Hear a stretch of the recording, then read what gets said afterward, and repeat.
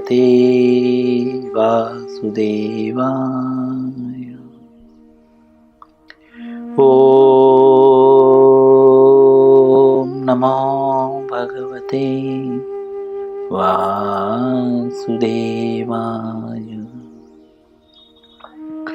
ओम नमो भगवते वासुदेवाय।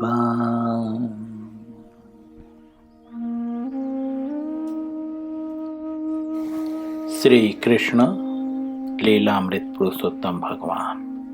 पुस्तक का नाम है अध्याय 44। अध्याय का नाम है कंस का उद्धार। आज इस अध्याय का 5वां दिन।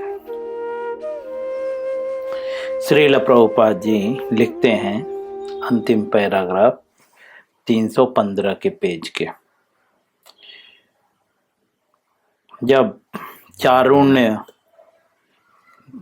भगवान के जो है क्या कहते हैं इसे, मुट्ठी के प्रहार से 3 बार भगवान ने जब चारुण्य पे अपने मुष्टि का प्रहार किया तो चारुण्य को जो है चक्कर आ गया, दुनिया घूम गई पूरी। उसके बाद भी चारुण्य उठा और वापस से भगवान पर आक्रमण किया। भगवान ने उसको पकड़कर जो है दोनों हाथों से चारों तरफ घुमाकर पटक दिया। चारुण्य इतना हैवी था, उसका शरीर इतना हैवी था कि उस जैसे जमीन पे गिरा तो ऐसा प्रतीत हुआ वज्र गिर रहा है। वज्र जानते हैं, इंद्र के हाथ में जो सबसे महत्वपूर्ण अस्त्र है, जिसका प्रभाव जो है अचूक है। अचूक का अर्थात वह बस अस्त्र कभी भी चूकता नहीं है। तो इस तरह से ध्वनि जो है चारुण्य जब गिरा तो इंद्र के जो है वज्र जैसे, वज्र का जो ध्वनि होता उस तरह से हुआ, आवाज आ गई जैसे कि कहीं पे वज्र गिरा हो। श्रील प्रभुपाद जी लिखते हैं, मुष्टिक ने भी बलराम जी पर प्रहार किया और उनके उत्तर में बलराम जी ने अत्यंत बलपूर्वक प्रहार किया। मुष्टिक कांपने लगा। भगवान कृष्ण की थोड़ी सी आदत अलग है और बलराम जी की आदत थोड़ी सी अलग है। हमने रामा अवतार में भी देखा और कृष्ण अवतार में भी हम देख रहे हैं। बलराम जी ज्यादा घुमा फिराकर नहीं, भगवान टेढ़े हैं ना, थोड़ा घुमा फिराकर मारते हैं। देखा हमने इसके पूर्व के पैराग्राफ में बलराम जी भगवान को देख रहे थे, कब ये मारे और कब इनके बाद में मारूं। ठीक है, तो भगवान ने 3 मुट्ठी से प्रहार किया, लेकिन बलराम जी ने एक ही मुट्ठी जमा दी थी। एक बलपूर्वक प्रहार किया कि मुष्टि कांपने लगा और मुख से रक्त वहन करने लगा। एक ही बार में।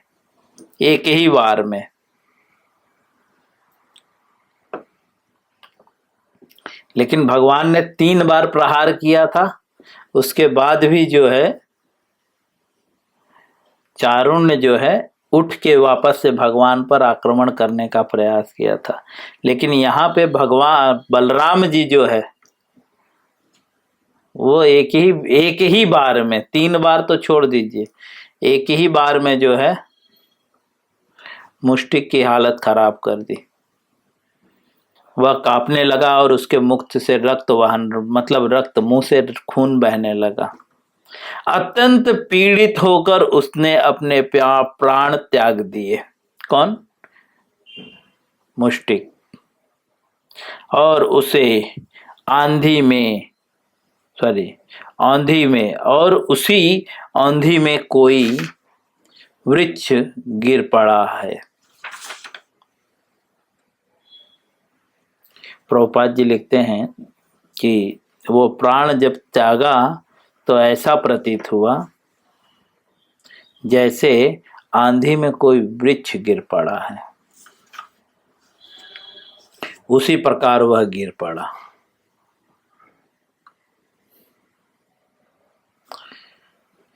इन दोनों मल्लों के वध के उपरांत कूट नामक एक मल आगे आया। बलराम ने तत्क्षण उसे अपने बाएं हाथ से पकड़ रूखेपन से उसका वध कर दिया। रूखेपन से मतलब,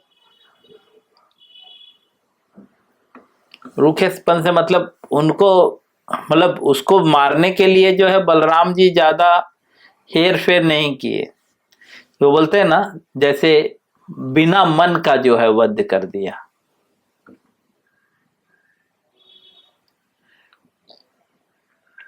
जब यहाँ पे एक भाव यह भी है कि जब मन रहता है तो थोड़ा लड़ने में आनंद भी आता है, लेकिन बलराम जी को ऐसे लगा कि अरे क्या तुच्छ है ना, मुष्टि तो कम से कम थोड़ा ठीक था, ये तो कुछ भी नहीं है।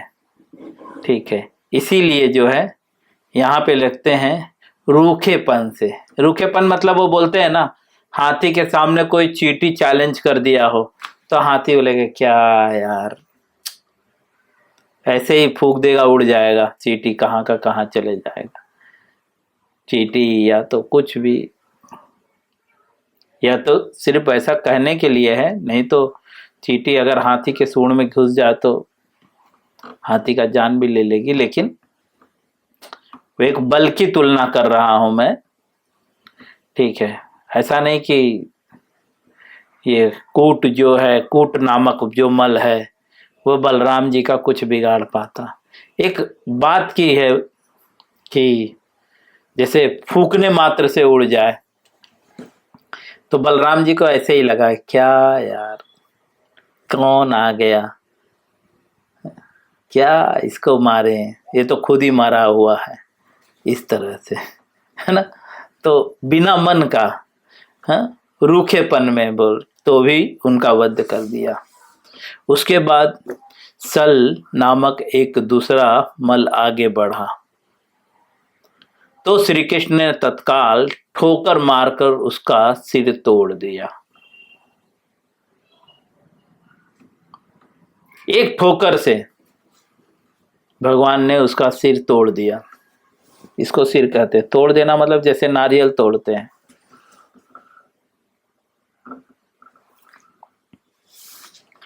कुछ भी खेल नहीं खेले। तदनंतर आगे आने वाले तौसल नामक मल भी उसी भांति मारा गया। इस प्रकार सभी महान मल्लों को श्री कृष्ण एवं बलराम के द्वारा मार दिए गए और बचे हुए सभी मल अपने प्राणों की रक्षा के लिए भयभीत होकर सभा से भागने लगे। दो चार मल जब भी मारे गए तो बाकी जो मल थे बचे हुए वो भागने लगे अपने प्राणों को बचाने के लिए कि अब तो खैर नहीं है।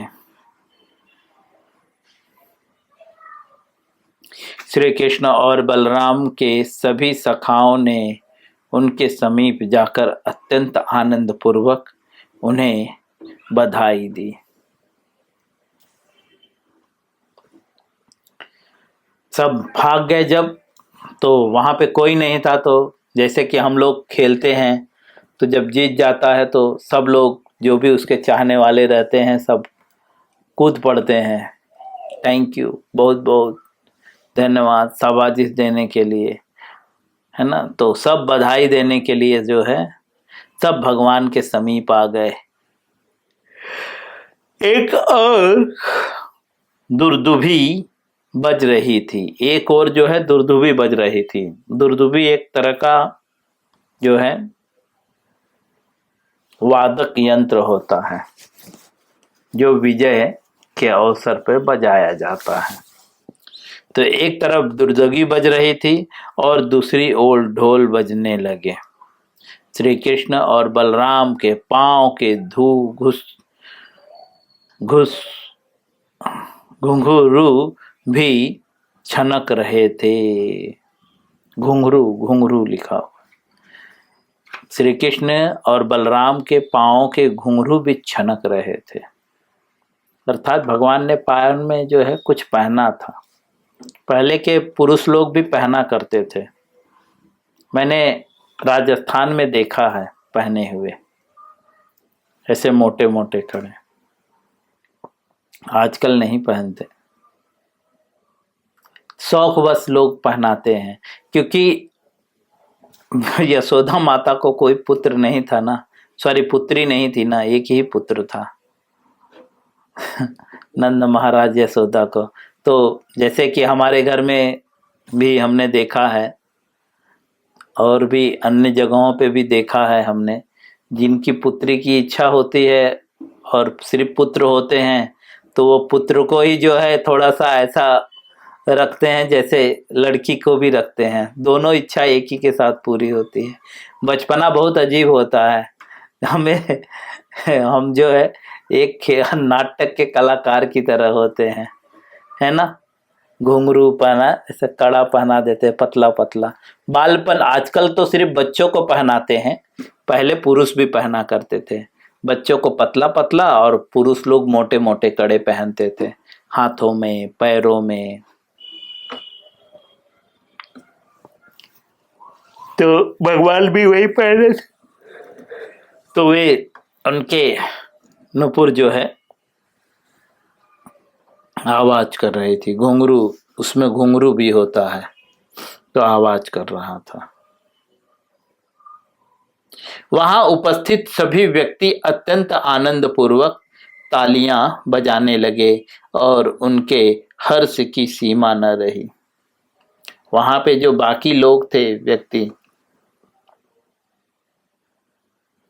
वे लोग के आनंद की सीमा न रही और वे तालियां बजाने लगे। उपस्थित ब्राह्मण अत्यंत आनंद पूर्वक श्री कृष्ण और बलराम की प्रशंसा करने लगे। केवल कंस ही दुखी था, बाकी सब लोग खुशी मना रहे थे, लेकिन कंस जो है दुखी था। जो असुर होते हैं ना, वो पर सुखे दुखी दूसरे को सुख को दुखी, दुख उनको दुख होता है, दूसरे के सुख उनको देखा नहीं जाता। और सदा मिथ्याभासी, पर दुखे सुखी सदा मिथ्याभासी, और पर दुखे सुख कर, मतलब दूसरे के सुख से वे उन्हें दुख होता है और दूसरे को दुख मिलने से उन्हें सुख होता है। ये असुरों का गुण होता है। तो सब, जब तक सब दुखी थे तब तक कंस खुशी था, लेकिन अब कंस अत्यंत दुखी था। उसके सभी मल या तो मारे गए थे या सभा से भाग गए थे। उसने तत्काल नगाड़े बजाना बंद करने का आदेश दिया और वह अपने मित्रों को इस प्रकार संबोधित करने लगा। मेरा आदेश है कि वसुदेव के इन दोनों पुत्रों को तत्काल मथुरा से निकाल दिया जाए। जानता था मार नहीं सकते है ना, तो कहता है कि मेरा आदेश है दोनों लोगों को, जो वसुदेव के पुत्र हैं, इनको निकाल दिया जाए। कहाँ से? मथुरा से। जैसा कि आजकल के असुर लोग कर रहे हैं, ये असुरी लोग हैं, सब कंस के फॉलोअर हैं, भगवान को मथुरा से निकालने का प्रयास कर रहे हैं। और हम तो उससे भी बड़े असुर हैं, ठीक है, जो अपने घर से निकाल रहे हैं। हम अपने घर से ही भगवान को निकाल रहे हैं, उससे भी बड़े असुर हैं। और बहाना मारते हैं, प्रभु हम सेवा नहीं कर सकते, पूजा नहीं कर सकते, हम मांस खाते हैं, ये करते हैं। क्या करें प्रभु, संसार में जीना भी तो है।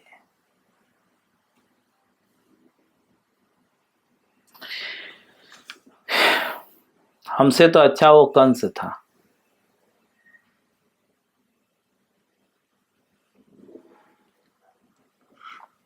जिसने भगवान को मारा नहीं, सिर्फ मथुरा से बाहर जाने के लिए कहा।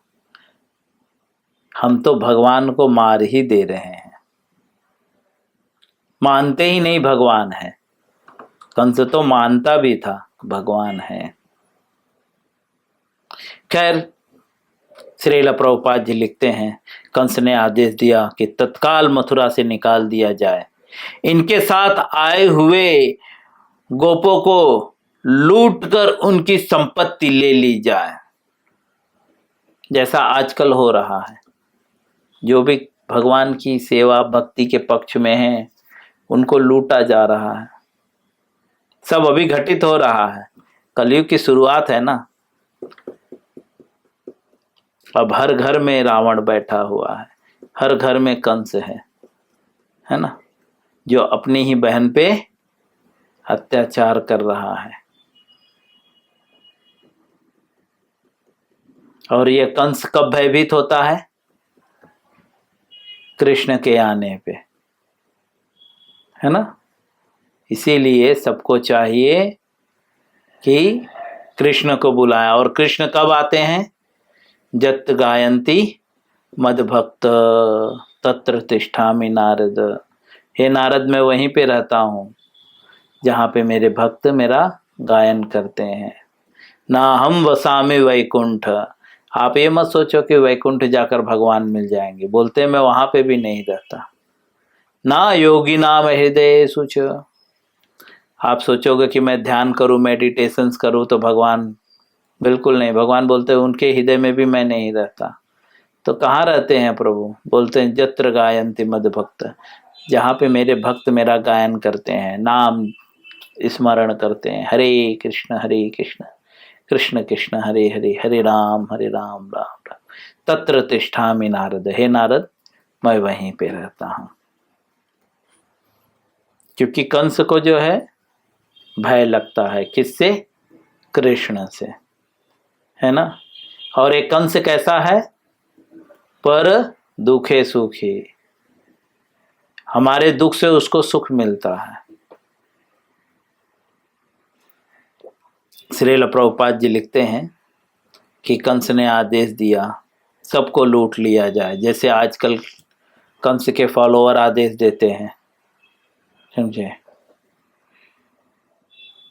भक्तों के पास थोड़ी सी भी संपत्ति आ जाए तो उनको आंखों में देख के, हालांकि वो कृष्ण की प्रयोग के लिए करते हैं, लेकिन भौतिक आदि बोलते हैं अरे साधु के पास इतना कुछ कैसे?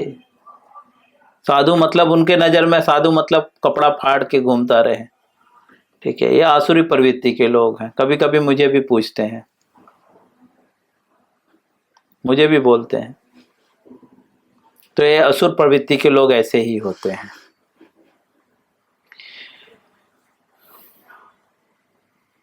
इतना ही नहीं, वह क्या कह रहा है? नंद महाराज को उनके धूर्त व्यवहार के लिए बंदी बना लिया जाए, बंदी बनाकर उनका वध कर दिया जाए। कह रहा है कि नंद महाराज ने ऐसे जो धूर्त व्यवहार किया है उसके लिए क्या किया जाए? बोले उनको बंदी बना लिया जाए और उनका वध कर दिया जाए, जैसे बांग्लादेश में हो रहा है। लेकिन भक्त है ना, डरने वाले नहीं है, भक्त डरने वाले नहीं है, ठीक है। हरिदास ठाकुर को 22 बाजार में पीटते पीटते वो व्यक्ति थक गया, लेकिन लास्ट में हाथ जोड़ के पैर पड़ने लगा, बोला प्रभु अगर आप नहीं मरोगे तो राजा हमें मार देगा, आप तो अकेले हो, आपका कोई नहीं। तो भक्त इतना दयालु होता है कि लोक कल्याण हेतु स्वयं के शरीर को त्याग देता है। या जो इंद्र के वज्र की तो वज्र का नाम आया ना, या इंद्र का जो वज्र है वो भी एक भक्त ही है ना, दधीची। हाँ, दधीची मुनि नाम था, जिन्होंने अपने हड्डी तक को दान दे दिया। और एक भक्त हम हैं जो अपने प्लेट से अन्न तक किसी को दान नहीं देते। सोचिए हम कहाँ पे हैं, हमारी स्थिति क्या है।